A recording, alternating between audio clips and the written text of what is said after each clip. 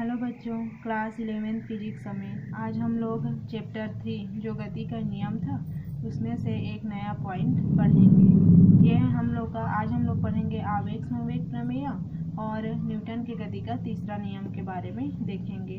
तो देखिए इसको, आवेग संवेग प्रमेय ये क्या होता है और उसका प्रूफ हम लोग देखते हैं। इस प्रमेय के अनुसार किसी बल का आवेग उस बल द्वारा उत्पन्न संवेग में परिवर्तन के बराबर होता है।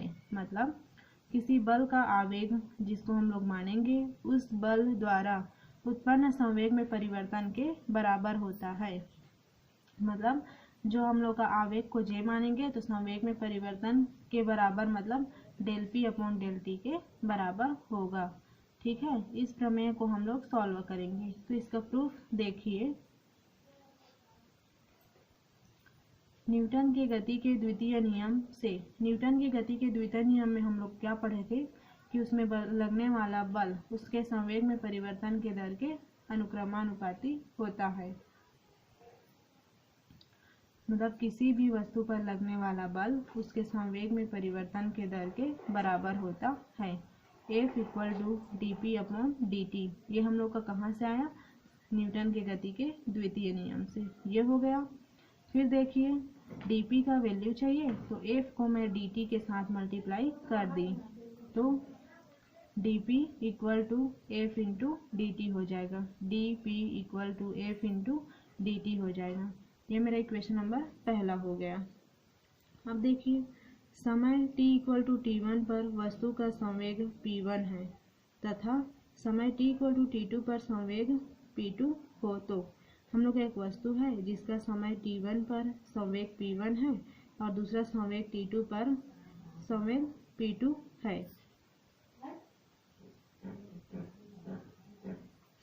अब उसके बाद समीकरण पहला को देखिए। ये मेरा क्या बोलते हैं वस्तु p1 से p2, ये dp है मेरा तो p1 से p2 हो जाएगा इक्वल टू ये मेरा हो जाएगा मेरा t1 से t2 तो t1 से t2 f into D T. यहाँ पे इस हम लोग जो लिए हैं समय t इक्वल टू t1 तथा संवेग p इक्वल टू p1 मतलब वस्तु t1 के लिए संवेग p1 और वस्तु में t2 के लिए समय p2। तो यहाँ पे देखिए p1 से p2 dp equal to t1 से t2 f dt। ये हो गया। अब इसके बाद देखिए इसका डायरेक्टली यहाँ पे सॉल्यूशन हो गया है। यहाँ पे बचेगा p तो एक मिनट, यहाँ पे देखिए इसका सॉल्यूशन यहाँ पे ये क्या बोलते हैं, जब समाकलन x और dx रहता है तो उसका सिर्फ x बचता है ना। वन का जब x के सापेक्ष करते हैं तो 1 का जब p के सापेक्ष करेंगे तो सिर्फ p बचेगा और इसका जो लोअर लिमिट है वो लोअर में जाएगा, अपर लिमिट है वो अपर में जाएगा। फिर इक्वल ये सब्जियों का त्यों हो गया। अब एक बार अपर लिमिट रखूंगी p की जगह में, एक बार लोअर लिमिट रखूंगी। यहाँ पे वेक्टर भी आ जाएगा। ठीक है, तो यहाँ पे देखिए p2 माइनस इसका फिर नीचे वाला जाएगा p1 इक्वल टू ये पीछे साइड वाला मतलब राइट साइड वाला जितना है उसको ज्यों का त्यों। मैं इसको एक इक्वेशन मान लेती हूँ, समीकरण नंबर 2। अब देखिए जो हम लोग का आवेग होता है, आवेग को जैसे इसमें व्यक्त किया गया है तो j इक्वल टू एक फॉर्मूला आता है t1 से t2 लिमिटेशन f dt करके। ये हो गया मेरा समीकरण नंबर 3। तो यहाँ पे देखिए समीकरण 2 और 3 को, समीकरण 2 का जो मेरा लेफ्ट साइड है और समीकरण 3 का जो क्या बोलते हैं लेफ्ट साइड है। समीकरण 2 का राइट साइड देखिए, समीकरण 3 का राइट साइड देखिए, दोनों राइट साइड एक दूसरे के बराबर हैं।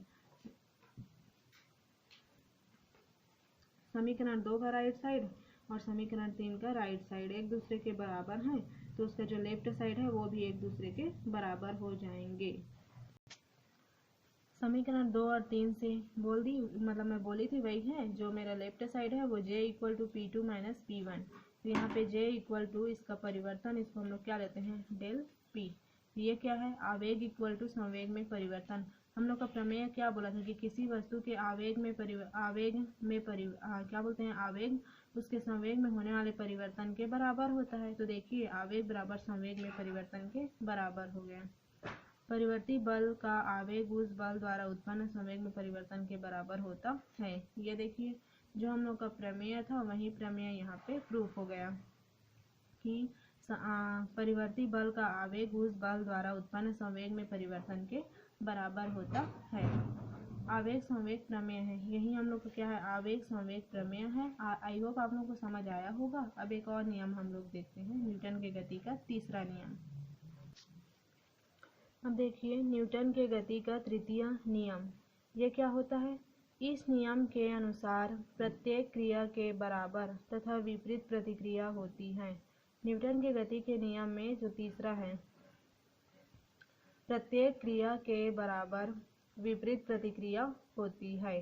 ठीक है, मतलब जब कोई वस्तु एक क्रिया करेगी तो उसके बराबर विपरीत प्रतिक्रिया होती है। ये नियम लिखा हुआ है ना, इस नियम के अनुसार प्रत्येक क्रिया के बराबर तथा विपरीत प्रतिक्रिया होती है। तो इसको हम लोग एग्जाम्पल के द्वारा समझेंगे तो ज़्यादा समझ आएगा। ये देखिए, माना कि कोई वस्तु ए मेज बी पर रखी हुई है। ए क्या है, हम लोग का वस्तु है, और बी क्या है, हम लोग का मेज, एक टेबल है। ठीक है, वस्तु ए अपने पर भार W के कारण मेज बी पर ऊर्ध्वाधर नीचे की ओर बल लगाती है। जो वस्तु ए है, जो मेज है, उस पर ऊर्ध्वाधर नीचे की ओर बल लगाती है। हम लोग का ए, हम लोग का क्या है, वस्तु है। बी क्या है, एक मेज है। तो ए, वस्तु ए जो हम लोग का मेज के सापेक्ष ऊर्ध्वाधर नीचे की ओर W भार का बल लगाता है। सेम वैसे ही क्या बोलते हैं हम लोग का, जो मेज बी है ऊर्ध्वाधर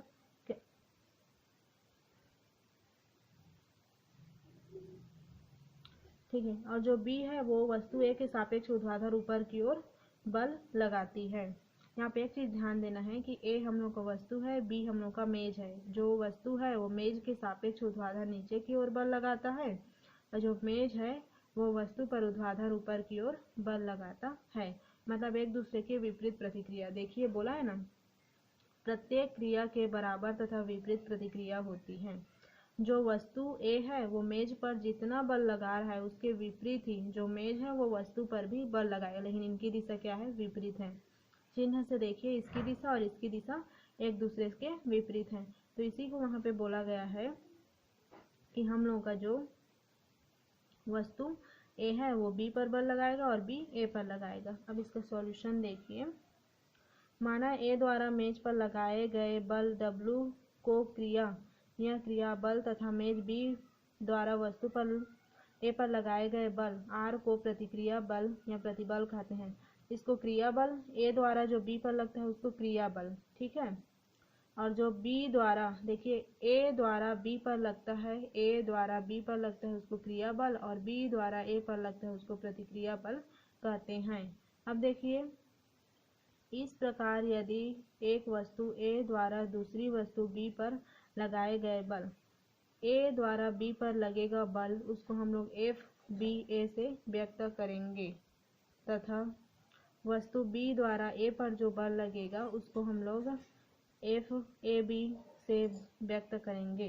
तो देखिए न्यूटन के गति के तृतीय नियम से, न्यूटन के गति का तृतीय नियम हमें क्या कहता है कि प्रत्येक क्रिया की विपरीत प्रतिक्रिया होती है। तो जो ए द्वारा बी पर लगाया गया बल है वह है मेरा FAB, और बी द्वारा ए पर लगाया गया है वह मेरा FBA। तो देखिए ये दूसरे न्यूटन की गति के तृतीय नियम का पालन किया कि प्रत्येक क्रिया की विपरीत प्रतिक्रिया होती है, उसके हिसाब से यहाँ बल लगा है FBA equal to minus FAB। ठीक है, अब देखिए ऋण चिन्ह इस बात का जो द्योतक है कि क्रिया बल और प्रतिक्रिया बल की दिशा परस्पर विपरीत होती है। विपरीत का मतलब जो न्यूटन का तीसरा नियम में बोला है ना कि इस नियम के अनुसार प्रत्येक क्रिया के बराबर तथा विपरीत प्रतिक्रिया होती है, उसी को यहाँ पे दिखाया गया है। अब जो FBA है और इस साइड राइट साइड में इक्वल माइनस FAB, इसको इस साइड में पक्षांतर करूंगी तो क्या प्राप्त होगा। देखिए इसको ज्यों का त्यों हम लोग लिखे, फिर ये जो माइनस चिन्ह है बराबर की साइड आएगा तो वो प्लस हो जाएगा। ये हो गया मेरा प्लस, फिर FAB इक्वल टू 0। यही हम लोग का सॉल्व करना था न्यूटन के गति के तृतीय नियम के लिए, इसी को हम लोग को सॉल्व करना था। ठीक है, अब इसका एक हम लोग 1-2 एग्जाम्पल देख लेते हैं। यहाँ पे देखिए ये वाला एग्जाम्पल, बहुत सारे एग्जाम्पल है, आप लोग देखिएगा। मैं एक बता रही हूँ। बंदूक से गोली दागने पर चलाने वाले व्यक्ति, ठीक है, व्यक्ति को पीछे की ओर धक्का लगता है, क्यों?